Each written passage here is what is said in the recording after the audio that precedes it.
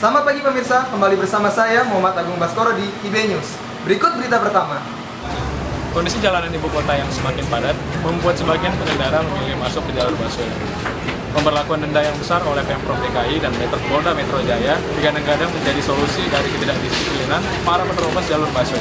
Pemprov DKI Jakarta bersama Polda Metro Jaya akan menerapkan biaya denda yang lebih besar kepada para penerobos jalur busway. Hal ini merupakan buntut dari aksi penerobosan jalur busway oleh pengendara yang marak terjadi di jalan ibu kota. Dengan berpegang pada pasal 287 Undang-Undang Lalu Lintas ayat 1 dan 2 tahun 2009, pengendara yang menerobos jalur busway akan dikenakan denda sebanyak Rp500.000 untuk kendaraan roda 2 dan Rp1.000.000 untuk kendaraan roda 4. Aturan yang rencananya akan diberlakukan tahun 2014 ini menuai berbagai komentar dari para pengguna jalur Transjakarta.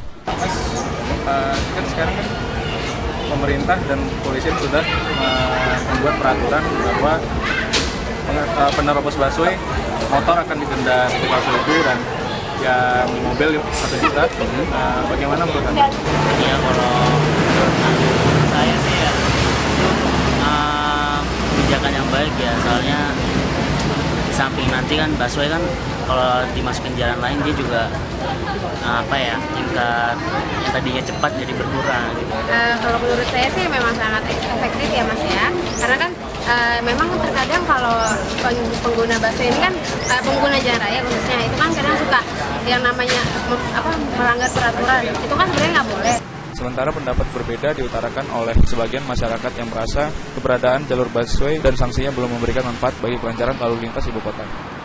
Kalau berlebihan lah kalau peraturan yang sekarang diterapkan, karena sebenarnya jalur busway ini kalau menurut saya juga udah nggak sesuai dengan jalan yang ada sekarang. Harusnya jalur busway itu bikin jalan sendiri, Mas. Jadi jangan ngambil jalan yang udah ada. Jika denda tersebut bisa diaplikasikan, diharapkan mampu membantu terwujudnya lalu lintas di Jakarta yang lebih baik. Pemberlakuan denda bagi para penerobos jalur busway diharapkan menjadi solusi dari masalah kelancaran jalur busway. Saya Peter Alexander dan Intan Fitri Anggra ini melaporkan. Fakultas Ilmu Sosial dan Politik Universitas Profesor Dr. Mustopo Beragama telah menyelenggarakan pemilihan Ketua Senat periode 2013-2014. Ajang pemilihan ini dimenangkan oleh Alex Septian dengan perolehan 215 suara. Berikut berita selengkapnya. Senat Mahasiswa Fakultas Ilmu Sosial Ilmu Politik telah dalam masa demisioner. Setelah melalui masa kampanye selama 2 minggu, akhirnya terpilih Septian Alif sebagai Ketua Senat Fakultas Ilmu Sosial Ilmu Politik periode 2013-2014. Selamat siang saudara, saat ini saya sedang berada di pelataran Patriot Universitas Profesor Dr. Mustopo Beragama Jakarta pada pelaksananya pemilihan calon Ketua Senat Presiden 2013-2014. Publikasi dari KPR, kita udah bikin publikasi sangat besar-besaran. Pertama kita ada publikasi dari kelas per kelas, kita udah bikin jadwalnya, kita udah masukin kelas dari fisik, ada dari KPR dan dari ini juga. Kita juga aktifin Twitter kita, terus kita juga buka stand gitu kan. Kita tempel-tempel flyer setiap ada event tertentunya gitu. Sebelum terpilih sebagai Ketua Senat, Septian pernah menjabat sebagai Kepala Komisi 2 Badan Perwakilan Mahasiswa FISIP. Dalam jabatannya saat ini, ia mengaku memiliki visi dan misi mempersatukan antara lembaga dengan mahasiswa lainnya.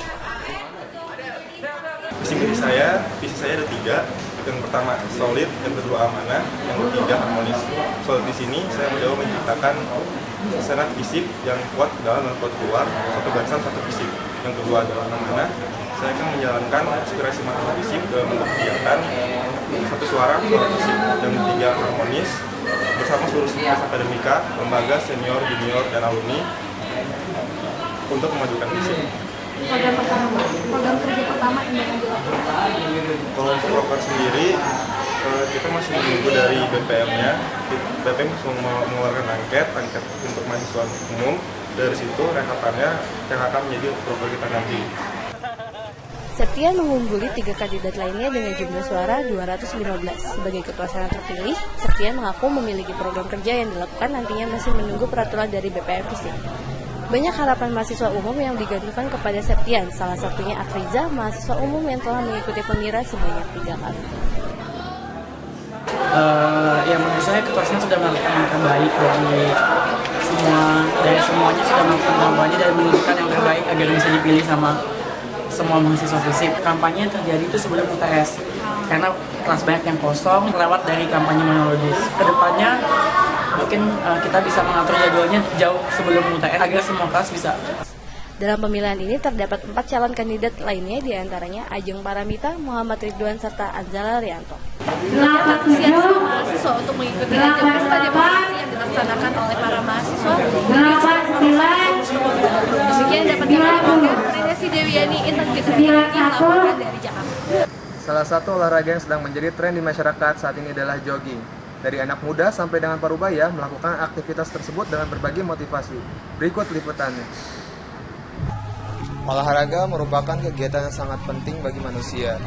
Menjaga kebugaran, meningkatkan penampilan, sampai rekreasi. Banyak alasan manusia untuk melakukan kegiatan tersebut. Salah satu kegiatan olahraga yang sedang terkenal di masyarakat Indonesia adalah jogging. Olahraga jogging merupakan tren yang sedang marak di kalangan masyarakat. Sekarang saya berada di Gelora Bung Karno yang merupakan pusat kegiatan jogging di Jakarta.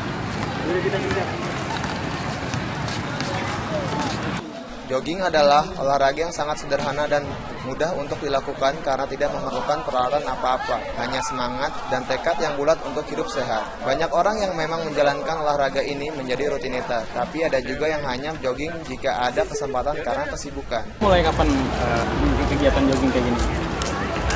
Jarang sih, jarang banget mulai tahun terakhir. Alasan ikut jogging ini kakak? Isi waktu aja. Melihat banyak orang yang ikut jogging gini, menurut lo gimana? Seneng sih ya, karena banyak orang yang peduli sama olahraga. Menurut lo tuh kayak ini bakal ada terus atau cuma musiman kayak bentar lagi juga udah nggak ada? Pasti ada, cuma musimannya banyak atau sedikit aja. Jadi pasti ada sih. Jogging merupakan olahraga yang dapat dilakukan sendiri ataupun beramai-ramai. Ada juga yang ikut melakukan jogging karena mendapatkan motivasi dari luar. Karena kemudahan ini, olahraga jogging dilakukan oleh anak-anak kecil sampai orang-orang berusia lanjut. Bahkan, ada yang membawa hewan peliharaannya untuk aktivitas ini. Mulai kapan ikut kegiatan jogging kayak gini? Gue sih bukan tipe orang yang bisa selalu bangun pagi untuk ikut beginian ya. Tapi khusus untuk hari ini gue lari untuk support teman gue yang pengen nurunin berat badan. Sebenarnya gue nggak begitu pengen lari juga sih, but she needs it, so I support. Nggak rutin ya kegiatan lari ini? Well, I guess I'm not the only one yang selalu rutin kesini ya. Gue tahu ada beberapa orang yang memang niat lari sedikit, ngeceknya lebih banyak. Itu pendapatnya gimana? Kayak tentang yang cuma kesini untuk ngeceng aja gitu, ikut lari cuma buat ngeceng gitu? I guess it's okay, dalam artian sudah ada niat bangun pagi buat ngecek itu nggak masalah gitu kan. Maksudnya tujuan akhirnya berbeda, bukan dari tujuan yang lebih sehat atau yang kita inginkan bersama, it's fine. Dengan maraknya olahraga jogging ini, tidak menutup kemungkinan bahwa kegiatan ini lambat laun akan mulai berkurang peminatnya. Tapi, terlihat dari antusiasme dan jumlah masyarakat yang terlibat, sepertinya jogging akan menjadi olahraga yang populer untuk jangka waktu yang panjang. Banyak kalangan yang ikut lari dari istilahnya dari kalangan usia lanjut sampai usia anak-anak kecil juga ikut. Ngeliatnya gimana Bapak? Memang bagus. Olahraga itu memang sejak dini harus memang ditanamkan untuk anak-anak ya. Sampai kita tuh dewasa terus ya, sampai usia saya kan yang lebih dari saya pun masih banyak saya lihat ya yang olahraga di sini. Kira-kira menurut Bapak ini kegiatan jogging ini bakal ada terus atau emang cuma musiman aja? Ini kayaknya sudah dulu ada ya. Ini seperti dari dulu ada. Memang dari dulu memang ada. Bukan seperti apa, memang dari dulu ada. Ya bagusnya seterusnya pasti harus ada. Cuman fasilitasnya saya bilang ya dirapin lagi, lebih tertibkan, lebih tertib gitu ya. Jogging merupakan salah satu olahraga yang mudah dan sederhana. Bukan hanya untuk mengikuti tren belaka, tapi karena masyarakat Indonesia sudah mulai sadar akan kesehatan. Saya Joshua Maleholo dan Peter Alexander melaporkan dari Jakarta. Di tengah melonjaknya harga buku, berikut adalah tempat alternatif untuk mencari buku murah. Berita ini sekaligus menjadi penutup IB News hari ini. Saya Muhammad Agung Baskoro, pamit undur diri dan sampai jumpa. Masih ingat tempat Rangga dan Cinta pergi kencan pertama kali di film hits Ada Apa Dengan Cinta? Ya, Pasar Buku Kuitang. Pasar buku ini sangat terkenal di Indonesia. Namun, karena pasar ini hadir tanpa izin dan menghalangi jalan, tahun 2008 Pasar Buku Kuitang ditertibkan dan tidak lagi berjualan. Lalu, pindah kemana? Untuk para kolektor buku tua pastinya merasa kehilangan. Nah, ternyata pedagang buku di Kuitang ini telah sepakat untuk tetap menjualan bukunya di berbagai tempat, salah satunya di Blok M Square.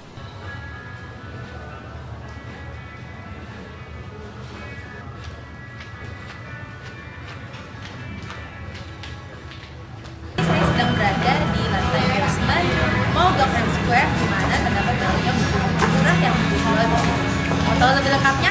Yuk ikut saya.